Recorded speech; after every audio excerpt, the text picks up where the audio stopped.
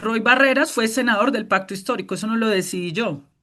Aquí lo que nosotros tenemos que ajustar es que haya un acuerdo programático al que se ciña esa coalición que ya existe. Ahora, si hay denuncias penales, disciplinarias y fiscales contra alguno de los miembros de esa coalición, pues tendrán que responder ante las autoridades y yo hago el llamado a que se presenten las respectivas denuncias porque nadie puede estar por encima de la ley en Colombia.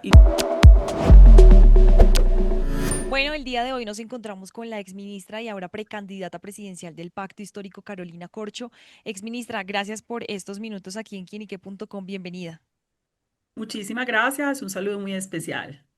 Bueno, me gustaría que nos contara en qué momento pasó por su cabeza lanzarse a la presidencia. ¿Esto fue después de salir del Ministerio de Salud o antes usted ya tenía como esa visión de llegar a la presidencia? Bueno, yo salí del Ministerio de Salud y Protección Social y me dediqué a recorrer el país en algo que denominamos charlas sanas para un país enfermo, donde iniciamos haciendo una pedagogía sobre la reforma a la salud, pero luego se amplió a una pedagogía de las distintas reformas sociales y desde allí las organizaciones sociales y la propia gente postuló mi nombre para que me lanzara de precandidata presidencial. Fue una iniciativa de la gente y estamos atendiendo ese llamado. Y en esa línea, ¿cuál creería usted que es esa propuesta diferencial? Yo creo que el país tiene que hacer un conjunto de reformas aplazadas para que el país cambie y haya justicia social. La reforma agraria se tiene que hacer, es una discusión de hace más de un siglo. Hay que implementar la reforma pensional, laboral y hay que presentar unas nuevas reformas, como la reforma a los servicios públicos que están agotando a nuestra ciudadanía en las ciudades y en el campo, con unas tarifas altísimas, impagables, que vuelven inviable la vida de la ciudadanía en los barrios y en la mayoría de ciudades de Colombia. Una reforma política que posibilite que los partidos políticos no sean empresas electorales, sino que sean colectividades democráticas financiadas de manera pública, con participación de jóvenes, mujeres y etnias, para que se refunde y cambie la política en Colombia. Todo ese conjunto de reformas que constituyen el programa del presidente Gustavo Petro van a requerir tiempo y deben continuar gobernando a este país.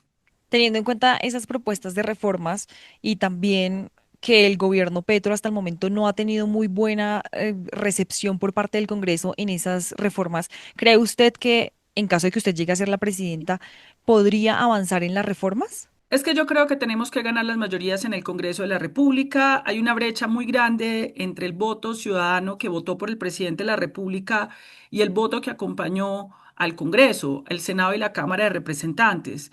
Yo tengo la certeza de que ya hay una conciencia en la ciudadanía colombiana que es imposible solo con el gobierno hacer las transformaciones. Necesitamos un Congreso con mayorías honorables que representen al ciudadano de pie y no un Congreso que esté buscando transacciones para defender los intereses de unas minorías que se han hecho multimillonarias con el erario del Estado, con los recursos públicos de los colombianos, y ese es el reto electoral que también tenemos en el 2026. Bueno, como yo le explicaba al principio, usted hasta ahora es precandidata porque la consulta de la izquierda se dará en octubre. Quisiera que nos explicara en qué consiste para que la gente entienda de pronto cómo funciona esto de la consulta que van a hacer ustedes y qué significa esto también del Frente Amplio. La consulta popular es un mecanismo constitucional, está consagrado en el calendario de la Registraduría General de la Nación y el Consejo Nacional Electoral para que se elija en este caso la candidata única del pacto histórico, que luego irá en marzo otra consulta con la coalición del Frente Amplio, pero además acá hay una innovación en la política, y es que un partido político va a someter su lista al Senado y la Cámara al voto popular, al voto limpio, para que se organice la lista cerrada de manera cremallera, hombre-mujer, de acuerdo a las votaciones, tanto a Cámara y Senado, y poder competir en marzo con una lista cerrada organizada popularmente. Y evidentemente esta candidata que gane en octubre competiría en marzo con los otros precandidatos del Frente Amplio para que salga una única candidatura a la primera y segunda vuelta. Y en caso de que usted sea esa única candidata del pacto histórico, ¿con quién le gustaría llegar a primera vuelta?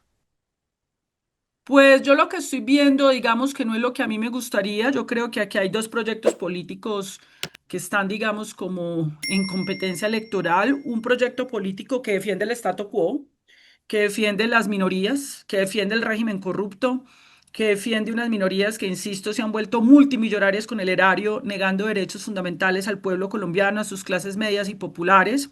Y yo creo que lo hemos visto actuar en el Congreso de la República. Son los mismos que negaron la reforma laboral, son los mismos que no quieren que haya pensión universal para este país y son los mismos que quieren que la salud siga manejada de manera opaca, oscurantista, sin medidas anticorrupción. Ese es un proyecto político y el otro proyecto político, el que quiere el cambio en las transformaciones de Colombia. Eso requiere reformas, eso requiere cambios profundos.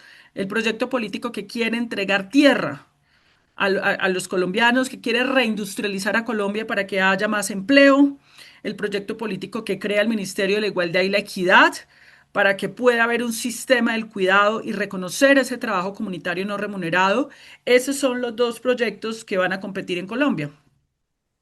Ok, y teniendo en cuenta que el país enfrenta un momento de división muy importante, que si bien se ha reflejado en varios escenarios políticos, ¿usted cree o ve viable o posible más bien que el pacto histórico logre ganar las elecciones del 2026? Pues porque han sido varias las críticas de la oposición claramente al presidente Gustavo Petro. ¿Cree que si hay posibilidad de que el pacto histórico vuelva a ganar la presidencia? Sí, vuelvo y te insisto, la ciudadanía colombiana tiene que escoger entre eso, o vuelve al pasado, a la guerra, a las desigualdades, a las inequidades, donde quienes tenían voz en el Congreso eran los fondos privados de pensiones y no los pensionados, donde quienes tenían voz eran las EPS y no las clínicas, ni los droguistas, ni los hospitales. Eso es lo que tiene que decidir el país. Si vuelve atrás o el país continúa adelante con la transformación, con las reformas, con la entrega de tierras, con la diversificación de la política internacional. Esa es la decisión que tiene que tomar el pueblo colombiano en el 2026 y yo creo que el pueblo colombiano va a decidir porque el cambio debe continuar y no va a volver atrás. Bueno, doctora Carolina Corcho, si bien usted hizo parte del gobierno Petro, pues obviamente es afín al presidente Gustavo Petro, pero ¿habría algo que a usted no le gustaría seguir implementando en caso de que usted llegue a la presidencia? Pues el presidente cometió un error que él mismo reconoció y fue incluir en su gabinete personas de la oposición. En el primer año de gobierno donde yo estuve en el gabinete había por lo menos 4 ministros haciendo oposición. Por supuesto que nosotros respetamos los derechos de la oposición, pero la oposición no debe estar dentro del gobierno. La oposición debe estar en el lugar que le corresponde, en el Congreso de la República o donde corresponda, pero no dentro del gobierno. Eso obstaculizó mucho el primer año de gobierno del presidente Gustavo Petro. ¿Y mantendría usted, por ejemplo, la presencia que ha hecho una puya ahí en la ciudadanía y es mantener a Armando Benedetti, Roy Barreras, ese tipo de la política tradicional, de personas de la política tradicional? Esto es una coalición política que va más allá de la izquierda democrática en este país. En esta coalición política están sectores del Partido Verde, sectores de lo que se denomina el santismo, del liberalismo progresista.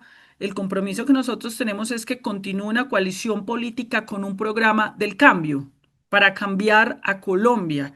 Ese es el acuerdo. El acuerdo es programático para continuar el cambio de Colombia, no para que Colombia retroceda al pasado. O sea, ¿eso es un sí o un no? Es que esa ¿Mantendría? decisión no la tomo yo, eso es una decisión que ya está tomada. Existe una coalición que se llama Frente Amplio y existe un partido que se llama Pacto Histórico.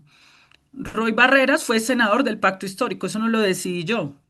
Aquí lo que nosotros tenemos que ajustar es que haya un acuerdo programático al que se ciña esa coalición que ya existe. Ahora, si hay denuncias penales, disciplinarias y fiscales contra alguno de los miembros de esa coalición, pues tendrán que responder ante las autoridades y yo hago el llamado a que se presenten las respectivas denuncias porque nadie puede estar por encima de la ley en Colombia y nosotros de ninguna manera vamos a silenciarnos frente a hechos de corrupción o de ruptura de la ley y la Constitución en el marco de una coalición de la cual hacemos parte. Ok, y cambiándole, bueno, no, sin irme muy lejos, pero ¿cómo cree usted que está esas garantías para los precandidatos electorales? Pues vimos recientemente el asesinato del precandidato Miguel Uribe. ¿Cree usted que hay garantías para las elecciones del próximo año? A mí me preocupa mucho y lamento de nuevo profundamente el asesinato de Miguel Uribe.